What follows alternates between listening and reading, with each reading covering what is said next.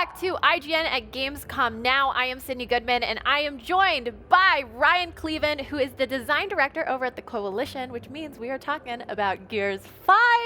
I am so excited. You guys have had such a big week. Yeah, it's been great. Like, everybody at the Coalition is super happy to see what's coming out of Gamescom. Like, we couldn't be prouder of Gears 5, and we're so happy that people are loving what they're seeing. So, we are definitely going to get the Horde mode, which I know is something that everyone is very excited about. But let's just touch on story for a second, because I know you guys dropped a new story trailer yesterday, and it's going to be our last peek at things before the game releases in a couple weeks. Yeah, so this, like, the whole, with Gears 5, we've really, we started with a multiplayer reveal, which as the multiplayer design director, that was awesome to be able to be at E3 as with multiplayer front and center. And then we revealed Versus, and now we're talking about Horde, and we got to see a little bit of the campaign there. And we are really excited to announce that you can play 3-player couch co-op with 2 players and Jack as in the campaign. So that'll be great for people that want to play co-op. Yeah, and I mean that couch co-op is so awesome, because I know people love just playing with friends on the couch, as the name would suggest. Yeah, so and Gears so kind of co-op, as we say, is like cake. It's not the icing, right? So it's something fundamental to the DNA of what makes Gears Gears. And with Gears 4, we had 2-player co-op, and we really wanted to make sure that we brought more people in, to be able to play co-op on the couch. And that was something that, even though the rest of the industry was moving away from couch co-op, it's something that we wanted to kind of double down on and embrace. Yeah, well, and I think it's awesome that fans feel heard and understood, that you guys understand that that is just so essential to the DNA of that Gears fan base, which is awesome. So you mentioned Jack. Yeah. Now can you expand kind of on his role in that 3-player co-op? Sure. So Jack actually has a role in both Horde as well as the story. Jack is the sort of support robot in Horde that you can play, and in the campaign, when you're playing as a single player, you can actually use Jack and the abilities that Jack does in the gameplay. So you can actually order Jack to go pick up weapons. You can have him use special abilities like to help to buff you or make you invisible, or be able to solve combat puzzles with the Jack robot. Now, when you're playing in 3-player co-op, one of the players is going to play as Jack and have a very different experience playing Gears of War. You don't have to go into cover with Jack. He kind of cloak, can fly over the battlefield, and really give players that may not be comfortable pixel hunting to get the perfect shot to be able to join into Gears of War and play with their friends that might be more familiar with the game. Mm-hmm. So is Jack only available if you're doing the 3-player co-op versus, let's say, you're doing a 2-player co-op and maybe one of your friends is inexperienced? They wouldn't necessarily play as Jack. Well, you need a human to play, so one of you needs to be Kate as the main character, and if you can play Jack as either the second or third character. Okay, great. Yeah. That's great. Yeah.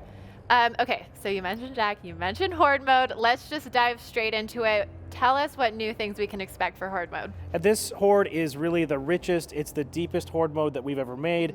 It's something that we imagined with more ways for players to be successful. And the first big difference you're going to see is the fact that with Escape, we revealed that we have hero characters with ultimate abilities in Escape. Well, we've brought the same PvE philosophy to Horde Mode. So all 5 characters will have a unique ultimate ability, as well as unique passives, unique character cards, and what we have introduced as in-game progression with perks, which are actually upgradable abilities throughout a single session of Horde. So those ultimate abilities, like Kate with her invisibility, with JD with his artillery strike, Jack has a really cool ultimate. It's called Hijack, which we love our puns. I get it. Yeah, exactly. He can take control of an enemy unit, such as the Pouncer or drones, and use that against the swarm. So Foz has got this really cool ability where he can see and shoot through walls. So each of the characters has their own really defining abilities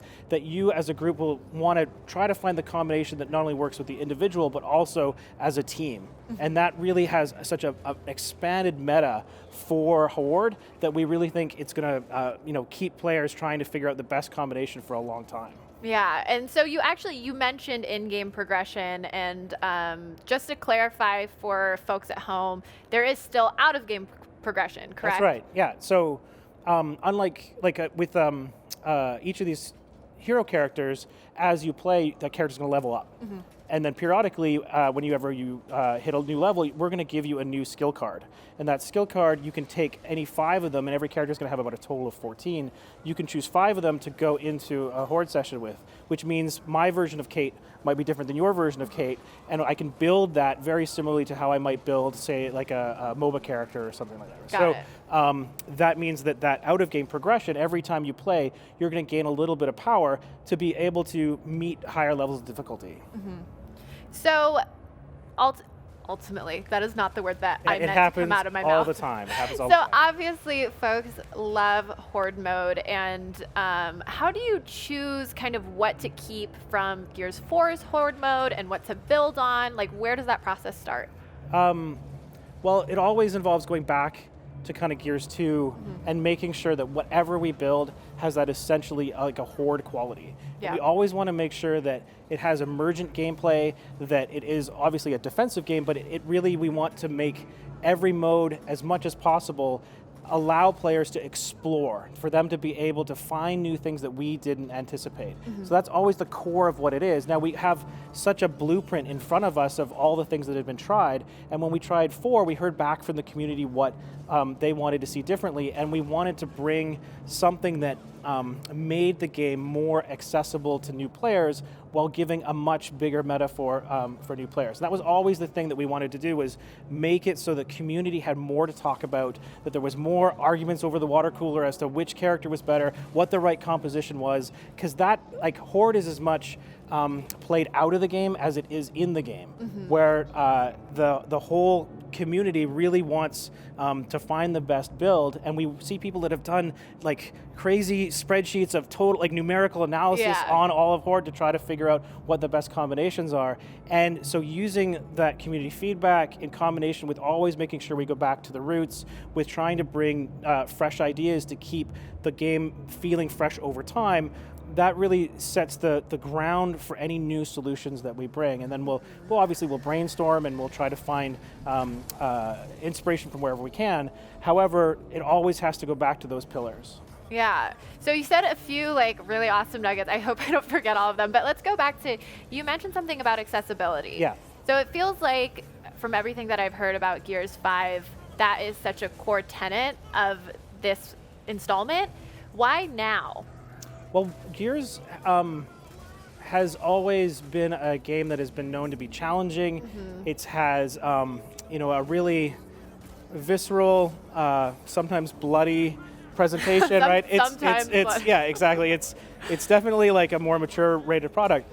And from the beginning, we got feedback. I mean, Epic got feedback that sometimes the language is too much or the blood was too much. So we actually gave options really early on inside Gears history to be able to turn off some of those things that you might not be comfortable with. Yeah. And from that, it was always our intention to make sure that more people could play the game, and that with Gears 4, we really saw kind of maybe a bit ahead of the curve that we put options in there to be able to colorblind mode and being able to do sort of richer subtitles. And with Gears 5, we've really, Microsoft has stepped up with the accessible controller that we've got, and it's really been a priority for our company and our studio and this game as a demonstration of what we hope good looks like. We've got we've got narration where you can turn on narrator mode and actually read all the menus. We've got control over subtitles. We've got, for new players, we can actually turn on a lock-on system that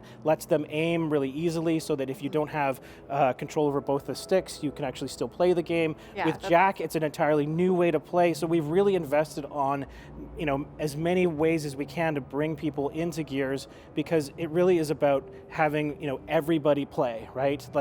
It's something that's important to, like I said, us as a studio, but also us as a company. Yeah, which is amazing. That's I don't want to say that's the perfect answer, but it's so awesome to hear such a genuine answer of just games for everybody. Yeah, exactly. And we've made sure that we also consult. We have people that play Gears that are actually blind. Yeah. Which I find is incredible. And we've, for example, in Gears 4, we put in a system where you could, a radar ping to tell where like the fortifications were to be able, to somebody that couldn't see very well, to be able to find their way around the map. And like people can actually successfully complete Horde while being blind is incredible, and we wanted to embrace that sense of play and make sure that like more people could enjoy Gears. Totally. Okay, so we've been ignoring this B-roll, and the B-roll just switched from Horde, but I do want to talk about these collaborations. Sure. Oh my gosh, you guys are killing it on the collaborations. So we heard about Terminator back at E3, and now do you want to tell us? I'll let you do the honors. Sure. But just talk to us about these new collaborations. So like we are super excited to announce that we have Halo Reach characters in Gears of War. Now, like this has been super exciting for the studio. Obviously, we've worked very closely with our partners at 343 to bring Emil and Kat from Halo Reach into Gears. And there we go. We see some of that.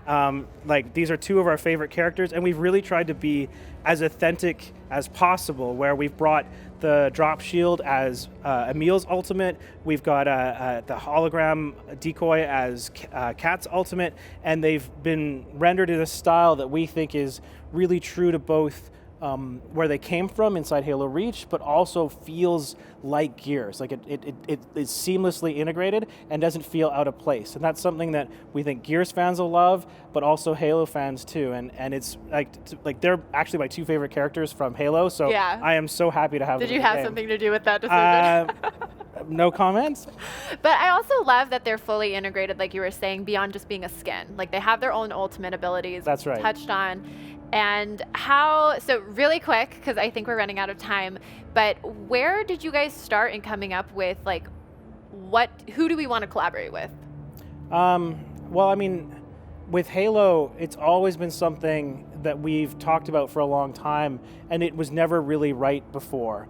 And with the opportunity of like that was provided by hero characters, we could give them unique gameplay. We could give them something that was special. So because our studio heads get together and they talk about what the possibilities for like that could exist between our different franchises, it was really a great opportunity that was more easily connectable than something else in the past. So we've always wanted to collaborate with Halo, and Halo Reach with the release of it, the re-release of it, was just a great opportunity to bring those together. The timing was great, and it's really all about the timing when it comes to those partnerships. Yeah. Well, thank you so much for coming by, Ryan. We really appreciate it, and I know that I am not alone when I say that September 10th is coming, and we are excited. More IGN at Gamescom now. We'll be back right after this.